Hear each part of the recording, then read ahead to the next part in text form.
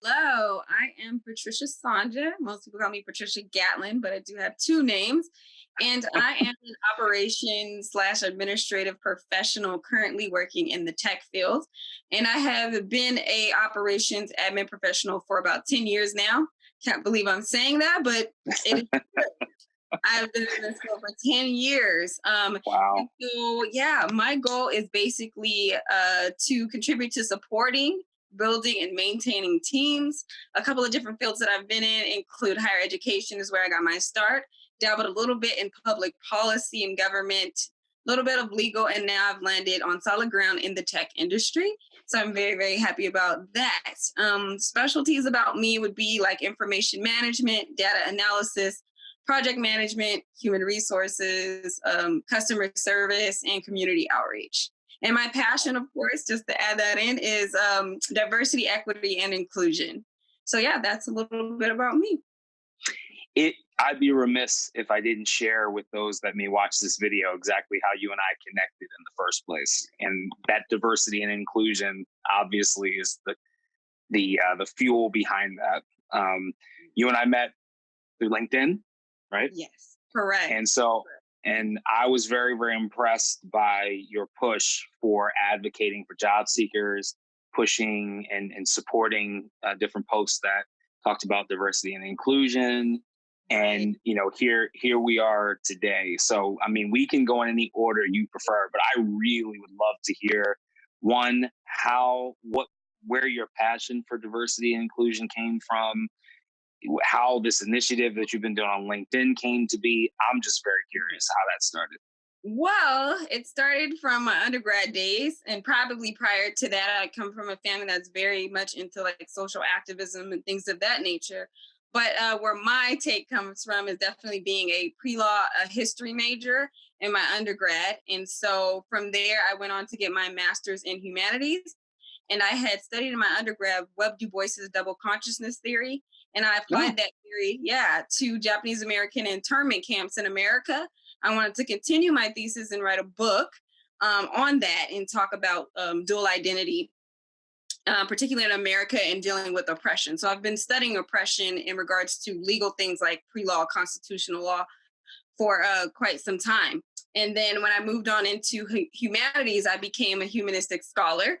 And so that means that I study the development of people based on the cultures in which they form in mostly cities, but just cultures in general. So yeah, that's kind of where my passion came from for diversity inclusion. And I've been able to advocate for that in different areas and fields that I talked about prior to, which of course includes higher education mostly, and then moving on into the tech universe. So of the assumption that as you did your studies, we're talking 4.0. No, no, oh my goodness. No, no, no, no. I learned very fast that I needed to have balance in my life, and then Okay. I balanced out some classes you'll get an A in, some classes you won't. And that's just Right. life. You know what I mean? You can't ace everything if you don't want to have a life. So I've worked with students obviously in higher education. I've kind of Hmm. given them the same advice, like you gotta have balance. And I'm glad that I did that and I didn't strive to be the A student. I Right. strive to be a good student. I strive to be a good person. And in the end I still have degrees. So So you tell me this though. So how do you create that balance? you have to surround yourself with the right people to create that balance. You want to have people that know when to party and when to, meet you at the library. I tell Right. this story all the time, but I had friends, we partied on Friday night, and Saturday morning we were all in the library together talking about how hard we partied Friday night.